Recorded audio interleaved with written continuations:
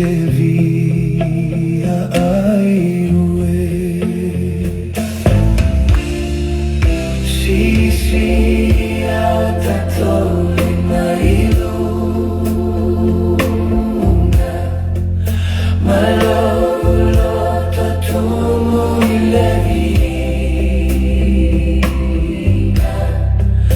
malolo tofama walalo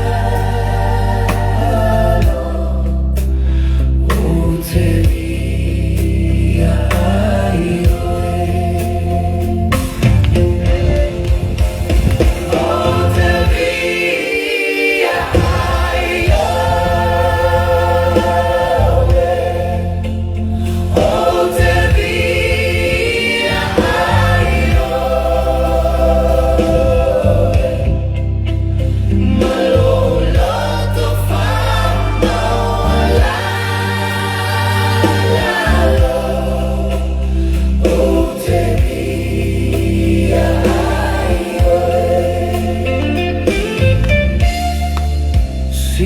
si au tatoli mai lunga malo yulo totumu ileviga malo yulo tofama walalo o te via ai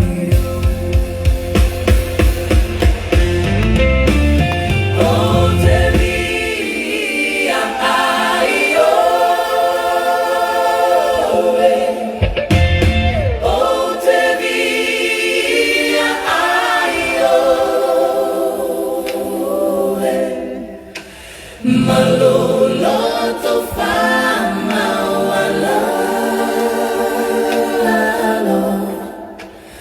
o te via ai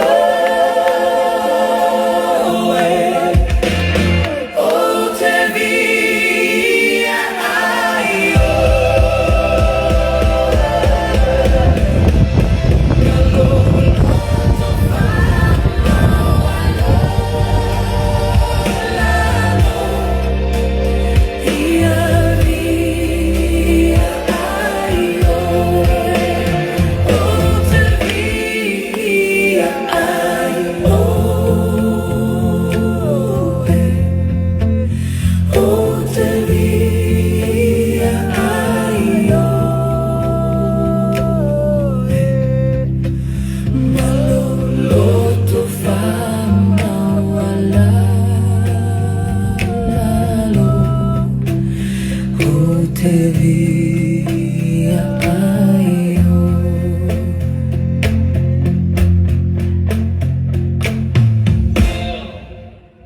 ia o te mai whamaoni o e lo watua ia whaftaita mai nei tai au fōu a mātou tutu i lo vi inga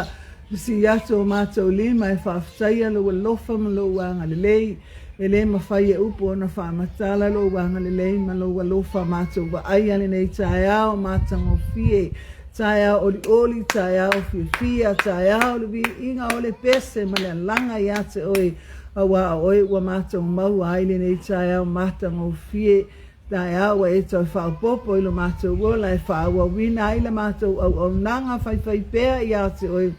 mo so vi inga tama talo tama fatasi mai oile ne yaso lunga o penga te whailangi le tu ma le tu le whasoaina o lo finangalo sau lunga le ea tama ia o lau fi awi tu e whao le lalangi ina ia tele ni anganga mo oe malo lau whao unga tu maulunga ia i mātou uma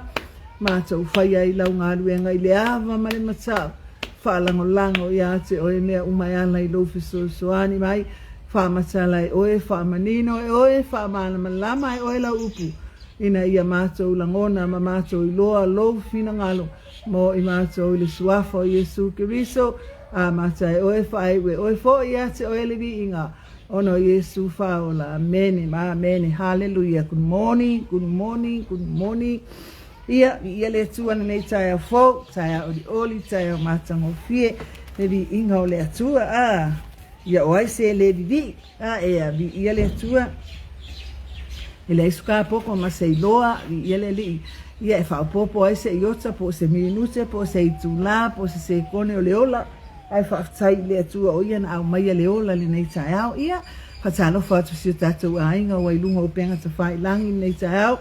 mo na vatu le au fa talo fa sama fa po tu tonga pishe pe li tavai ia le tua haleluya fa ia le tua fa moenga haleluya ia mlanga tu ai foi na tu no mana tua lava o te mai le talo familia le tua i mea uma haleluya fa tai le talo manuia nga luenga samo nei ia le li fa talo fa foi fa tono nei por kalame a pastor Mike Brett ma fa tua Sara fa manuia le tua yo lo fai va lo fi a fa tai mole tawa maneina le nei por kalame e ma waile ma no ta tu fa so ia ile lo fa malanga le le yo le tua ia le tua le nanga tala fats foi na yo matua falenganga pas fiwalesi tua hana taita talo tama manuia le ainga siona nei le ngalo foi na yo tato ainga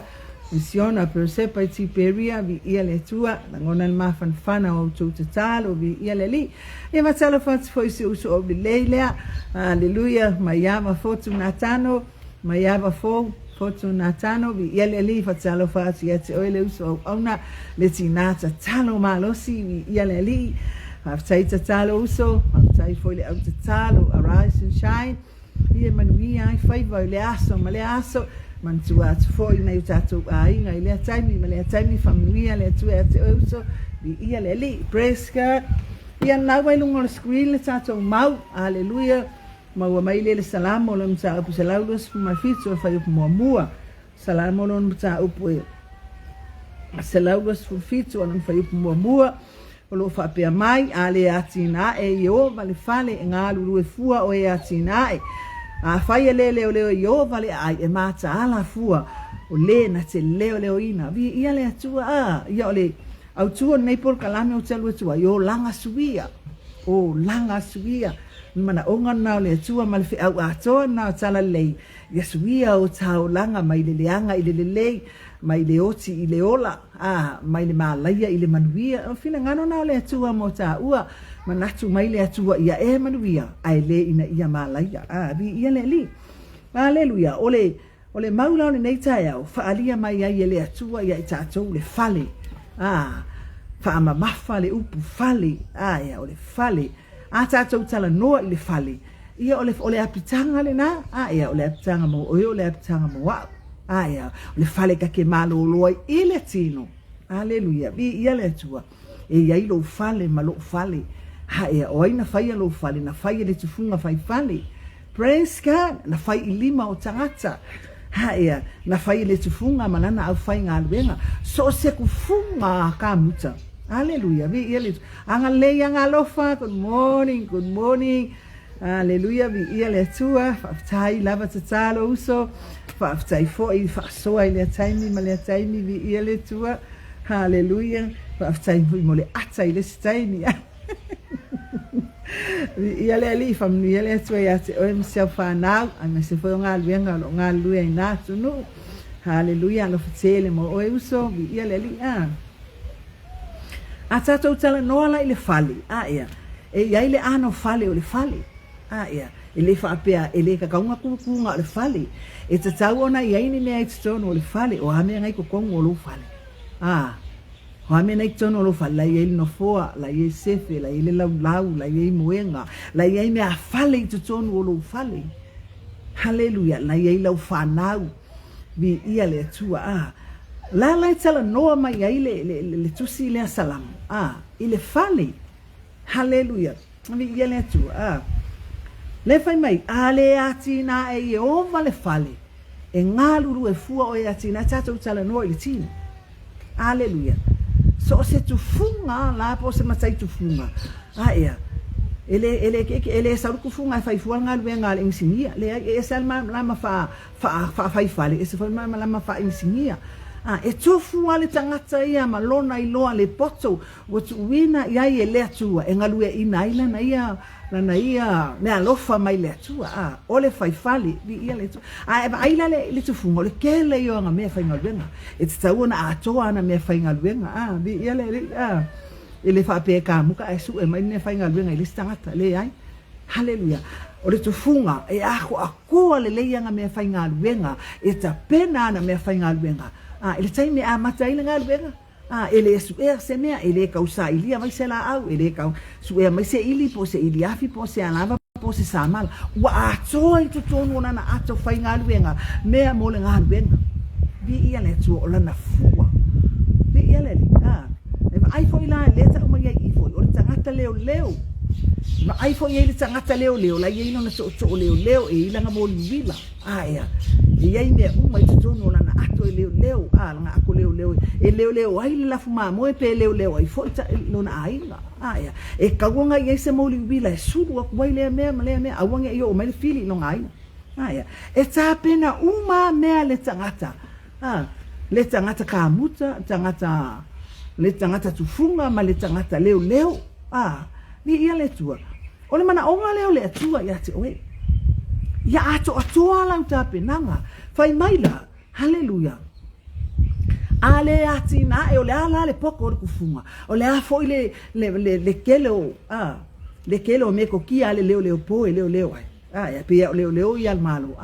ole a foi le kele me ko ki ale tufunga manga me fai ia ele mafai anga o nga sa o le fale ele mafai fo yonga o nga ato mai le lafu ma moe ma maua longa ma losi e maua e fai ena na ngalu pe ale ai le atua ole au tu ole nei aua e ke al ko kasi aua e te whaalango I lo poto ma longo tamai o lau oa ma lo tama o ainga o a meanga mo abatu ele atu aua e ke whaalango iai mea ngā wa ye le kai mele ye se me nga ma oi awa ye lo poto ma sani mai le atua e ke fa wa waila ngalwenga vi talo fascista pule yala vi ia le ali tu putala la fatele atu mo oi good morning uso vi ia le ali o le tangata wa ye lo na poto ma sani e fa ile na ngalwenga vi ia le tua haleluya fa mai awa te fa lango ma e fa tua I le si tangata aya avelo fa tu wanga ile tu ngaki au mai le poko wele ai ma se poko ma se ilo au ina ave esele tu le poko ngai yake male mala malama na yati o ke fai ai se ne ma kwa ele loa ma se ne vi ile tu fa mai la ole fa manatu mo ka ku ia ile tu ia fuafua ma fai la o me fai o au me fai ia andea le atua ia mua le atua ia fuafuanga fai fesili le atua o le ali mea lea haleluya eta ia ila ngalvenga haleluya tala noa mai tonu le ainga tala noa ia te oe la mai o le fale nganga o le atua na faia oe mau ia au le atua na mana onga le atu sa we ma futa ma oi kai mi uma e sa we nofo I tonu ya te oi tai mi uma o la nga ai akule la lang ile ano fale la e ma sa mai tonu ya te oi malama le la lang mele ke ngo foi mal tu ai nga ngata ai oi o ngata fa o laina e va ai ngo va ai er ka usanga le o la le yang o le a mio na fin o le fa akupu misa ia haleluya ia le tu ole fa pisa ia ai vai ngalu fai mai ia leli ngalu praise the lord mai ngalu wa paki mai ngalu wa sipa mai ole ano fale le tonu ia te pe a oina e tsala ina no fai toa e fa au fale mai le tu e tonu ia te oi wa ia tsala ina le fai toa oi lega oi ole fale na fai a o le tua Haya, o oela, e te tala ina no fale, se yulu fale mai le atua, se sau ke riso, e lua te mafuta. Va ai mai lo leo le lalo lang, ile ano fale le ke ngofu ma oi, o ame e te tonu o lo fale, haleluya, Ile ko yangi mea fale tino na mea fale nganga. Wa ele ko savali le tino wa e savali fale nganga. Hallelujah. Wa le ko fua mai le tino wa e fua le nganga. Wa yai le alofa sa e makua le maua se alofa. Wa yai le oli wa yai le file mu wa yai le orosai mata fia. Hallelujah. Ia leli. Wa maua i mea ngā. Le mea saka ko iai. Ele i maua mea ia. Ole ano fale le tu tonu ia te oi. Ina ua e ta tala le fai to toa o lo fale. Fa au fale mai ki riso i tu tonu o lo fale. Hallelujah. Fa au fale mai ki riso i lo fale. Ole mana onga le nao le atua mo oi. E suia ai la wa mio. E suia ai lo wolanga. E bea ai oi matangata. Fa a kerisiano ina. E bea ai lo fale ma fale fo. E wa fo le fale lali. Wa fou wanga le lei, wa fou o tangata fou mai apa. Wa fou tangata fou. Ai sea, laua iei te tonu le atua. Laua iei te tonu Yesu fa mai au noa Yehova ma lo fale. Ale atina, ela Yehova le fale lea, ma le fale le ngā. Hello sister, hallelujah, lupe matasila. Ngongo vi ia le li, whaaftai ngai ke pisi, a ngai aso i la wa onga, ai whaaftai le atua. Maua le ama noa e fa se ia lo mai ai ia o si fa malosi foi na mo le au na vi ia le tu ba lava lau se ia lo mai lava le mo fa tai vi ia le li. Aleluia. O le mana onga le na o le atu mo o le fale ma le fale e a tatala le fai totoa fai ngo fia ia un kako kakala o kako fai koko ale ki a pole u fale mai ai ba ai le ano fale le koko pe afa pe o sa kangi ngai ko mu ya te oi pe afa pe ai le Yesu na itu tonu ya te oi wa se ngaka le koko mu ya ki oi wa ki nga e mai ai lo fale wale ai so fa lango ile atua wale ai so manatu ile atua aya wa eser ngaka wa ave ila fa mu ngai ba ai lo lalia ine ai masa mai fafu nga o mea mangongi leanga lapa mangongi sauma manongi leanga o manongi o le oti hai le ano fale le kokongu yaki oi haya o le fale malona ano fale ma le mafainga kukunga se fale hallelujah vi ia le tu praise God ele mafainga kukunga se fale kakaunga yaingi nei tonu o fale wa me nai tonu lo fale vi ia lele wa me nai tonu lo fale fai mai ale atina e o vale fale e ke ngalu e fua ke lo e fai fua o mea ale ia Yesu i lo golanga ale ia Yesu i tonu ya o au mea ngai fai e fua moa maku ai fua moa a akwa le ai se manuia e ke maua hallelujah ai sea le ai se atua i lo wolanga le ai se atua i te tonu o lo fale na te tapa sa ina lau tabali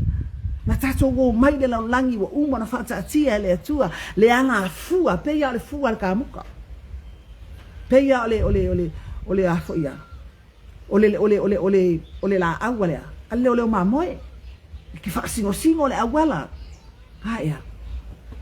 pe ya le to ole mamoe wa uma na fata atia ele atua le ala fua e fua ai lo fale awange ipi o lo fale awange se le fa vai o lo fale praise God awange sipa le fa vai o lo fale ke vai o le anima nga yo se fale kasi ale ba ai ka muka le fale e pio le tu funga porto ma le tu funga mata isau hai kasi ale ba ai le kufunga fai a kore pi o la o inga fai fale la e su e a po e ku funga fai fale o kale pi o maka nga o le la fale hallelujah o le atua foi la na fai lo fale ma lo fale e si la fia le le atua le makua pi o paulo fale ma lo fale si la fia le atua le pi o paulo o ka fale wa pi o ai sea wale ai se fa vai wa makanka ko so esse mal fa vai wa mata na tato wo esse mal fa vai hallelujah bi ia neto hallelujah wa makanga lulu wina o ka ko fale ioi hallelujah o mai fai ngata o mai buka kupa ai nei wa tupu lalang wa luluina le lalang ele luluina ai le fale o le tangata e fau na fau ile atua la ati na ele atua ele luluina ai lo loto malo loto pa foi le ka ke mau le fa vai e fiure ki apo le sa we lulu oi ui mai le awana ele luluina ai lo fa vai papa o le atua hallelujah li ia le tu o le afo ila le poko le leo po ma le leo le la fuma moi e mata ala fu le leo hallelujah pe afa ele o ia Jehova pe afa ele o ia le atua ya te o le leo ma moi e ke ba kana fu e ko ulu kwa ele lo aku la fu moi ese ka kuli moi le ai se mata ala hallelujah wana nau ile tino hallelujah awala fwa ima moya le tua nga baku yake o tausi ma ba ai ale no se ma moya o ye pa u yake oi a fano lo wasali o ye pa u ya te o tamantina hallelujah oi o ba au ma o ka ko lima hallelujah tausi ya tato baia tausi ya tato fana tausi ai le kalesia o lua mai fala mo lango ile atua au mai ile atua ya te o le pule ku nga la la me fai leo atia e ma leo ale yai la le atua ya te oi ale yai le atua ya te le ba ai le lafuma mo ma ba ai al fa ngau hallelujah ba ai foi le atunu o se aku umale pilepe o se ainga malepe o se o langa ma sofa o tau langa pe a faiele fa baea ile atua o tau langa le hale mana onga o tai au nei bala aulia Yesu e sau e ke lua mafuta bala au Yesu e afe mai lo fale hallelujah talia Yesu ya bea ma li ma fa ola i lo langa fa mai ma la ia le tangata e fa tu i le tangata io e ai le fa tu i le atua vi ia le praise God vi ia le ono ta fa lango i le atua ma le tu wasu ba tono ta fa tu i le atua o le ata ba ai na le lua mafutanga va vala lata ma le atua hallelujah atia e fa pefia atia e le tatalo atia e o kuli vai ma uno i mata ile atua e atia e lu ainga we vai ku lu ainga ma ulanga o lau fanga o ka foi ngalo i maka ma o ka ngatuli vai so uma ile atua praise God tatalo ia le atua o laua o benga le na tatalo tuli vai ile atua ya tia e lu ainga praise God bi yaleli ele awa sila le atua ya te oe hallelujah tamama sina o a mai lo ainga o a mai lo fale o a mai le ano fale o lo fale hallelujah taule ai se maftanga male atua hallelujah kerenga pupu o ka ko loko o le afia le kamaia e failonga ia ngakuna ile po in ava ile mea pese foi le mea ngo foi la le fai ai nga ava i nga pia ma le fianga o le tino u aku le fale ma le fale kalapu ma le fale fa fia halu ki nga ia malanga fangu pinko omi ki ya ile fanga muri ko i makamai fair ia le fa vai fair le atua Nakwa aya ko ka ko ai wala se manguia i to no lu ai ma fu mai fia wala ati na e o pa le fale a waki nga e ne ke loko nyai hallelujah wa fa ya le me ke loko o yai hallelujah Ale wa umana amai ele atua le ala fua. E sa iai lo ainga ma lo ainga. Ina ia tamanuia. Praise God. Hallelujah. Vi ia le tu. Hallelujah. O le ale o le se aunga. Hallelujah. Ka ke polonga ai tautua fa mai o le tautua fai pea. Tautua ainga, tautua le nu, kaukua le kalesia, kaukua le malo. Ai a fai ele ai e sui logo langa. Ele favaea lau tautua ile atua. Hallelujah. Ele favaea lau langa ile atua. Nga fua moa me ke vai ai. Lei ma se mea ke maua. Hallelujah. Awa afa vai le tu e ke faia me uma ma le loto fia, le loto malie. Praise God. E au mai le atua le loto fia ya te o e faia le mea e fa manguia mai foi le atua yo li mai faia le mea le ngala sila fia le atua lo loto.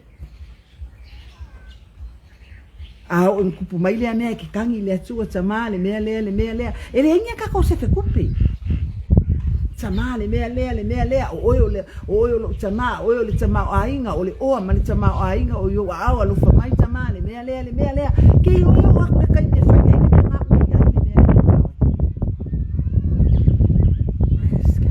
awa foi le ke le fa lango me ke ba ai ku ai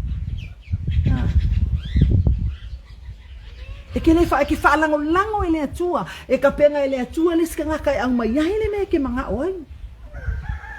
Praise God. E tele a wala le atua. E nga lue mai ai e sosoani ia te oi. E a whaalango i le atua. O lu ainga. Whawhiwhea ngāti ia e lu ainga ia i le atua pe a whai ele se loku ia fia. Pe a whai ele se tō mawhutanga ma le whanau kaimi uma ma kaimi uma. Wale pe se loku. Walo loku le TV. Kiwi mai ai de au le pona ai kiwi ke I fo le babeo kiwi ala I fo le kai au kamoi wale ai se taimi male atua fa fe la ona tia elu ai ala el kamama kinga oso ka male anu ngalwen ala I fo ka me ki filosofio la ona fa fe wa mai lo fali hallelujah. Wa mai lo fale kele me a nga ngai kongo lo fale le tino o ma ngai lo fale kele au me kongo lo fale tele lo tama a inga ngai kongo lo fale a nga me uma